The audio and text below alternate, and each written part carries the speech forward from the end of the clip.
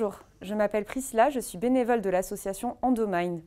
Nous sommes une association de patientes créée en 2014 et nous militons pour une meilleure information et une meilleure prise en charge de l'endométriose.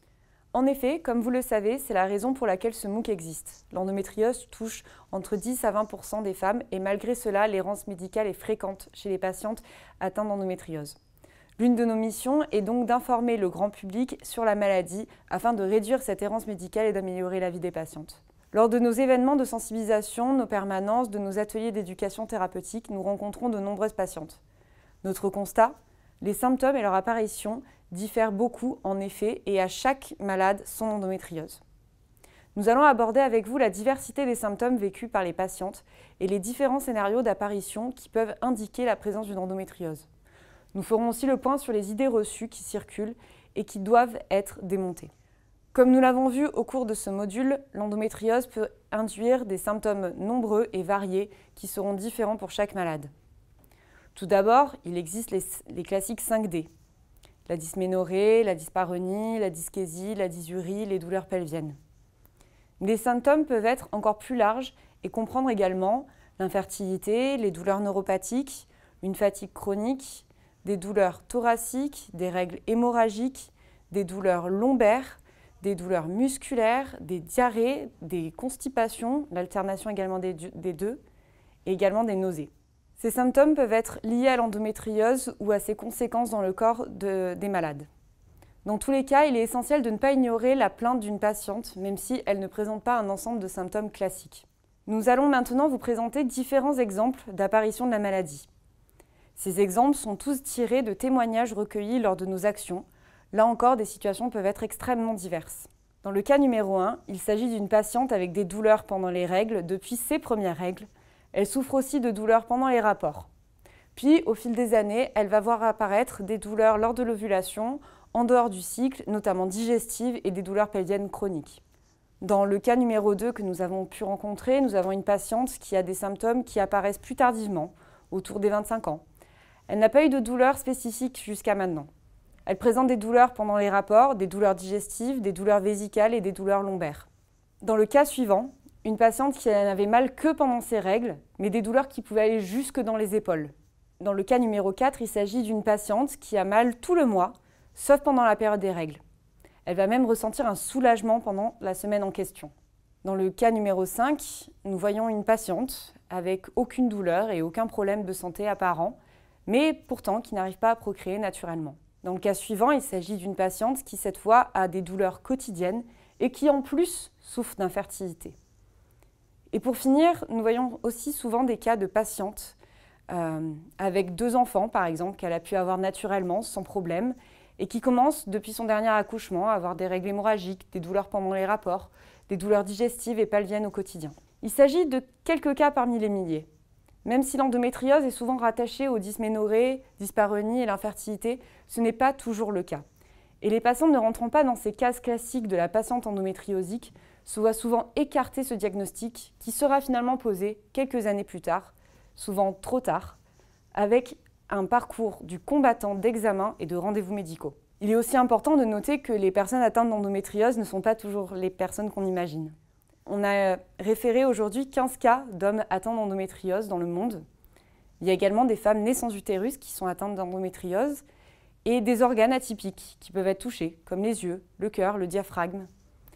Bien sûr, il ne s'agit pas de la majorité, mais on ne peut pas écarter ces cas et les ignorer. Pour terminer, nous allons aborder les idées reçues qui peuvent circuler autour de l'endométriose. Lors de nos rencontres avec les patientes et les professionnels de santé, nous entendons beaucoup d'idées reçues qui peuvent circuler et doivent être vraiment démontées. Les conséquences de ces idées reçues peuvent être importantes. À la fois un diagnostic tardif, des traitements médicaux inappropriés, une mauvaise gestion de la maladie, un stress supplémentaire et de l'anxiété. Il est important que les médecins accompagnent les patientes vers une meilleure information quant à cette maladie.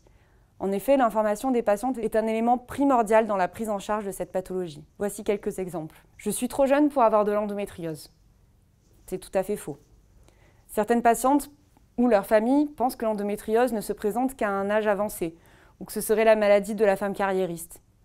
Or, nous rencontrons régulièrement des jeunes filles, lycéennes, voire collégiennes, qui souffrent depuis leurs premières règles de façon quotidienne et parfois très handicapante pour leur scolarité et leur vie sociale.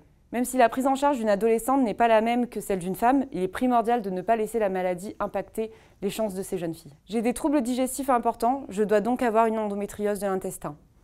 Encore une fois, c'est faux. Il est important que les patientes sachent que les symptômes digestifs sont très fréquents chez les patientes endométriosiques et qui ne signifient pas nécessairement qu'il y a une atteinte de ce système digestif. En effet, des données récoltées auprès des spécialistes montrent que 80% des patientes endométriosiques souffrent de problèmes digestifs. Or, seulement 16% ont une atteinte digestive. Bien sûr, en cas de suspicion, les examens appropriés doivent être prescrits afin d'écarter ce diagnostic d'endométriose digestive. Plus les douleurs sont importantes, plus l'endométriose est sévère. Encore une fois, c'est faux. Il n'y a pas de corrélation entre les lésions et le niveau de douleur ressenti par la patiente. Dans le cas de patientes ayant des lésions peu importantes, il est important de ne pas minimiser leur douleur, car cela risque d'induire une souffrance psychologique en plus de la douleur physique ressentie. Je n'ai pas mal que pendant mes règles, mais aussi en dehors, et puis j'ai mal jusque dans les muscles, les articulations. Ce n'est pas une endométriose, mais plutôt une autre maladie. Faux. Comme nous l'avons vu précédemment, les douleurs et symptômes liés à l'endométriose peuvent survenir en dehors des règles et dans des localisations diverses. Les conséquences de la maladie peuvent s'étendre au-delà des lésions, puisque le bassin est un espace étroit où les muscles, organes et nerfs sont très proches et les troubles fonctionnels peuvent apparaître dès qu'un élément est touché.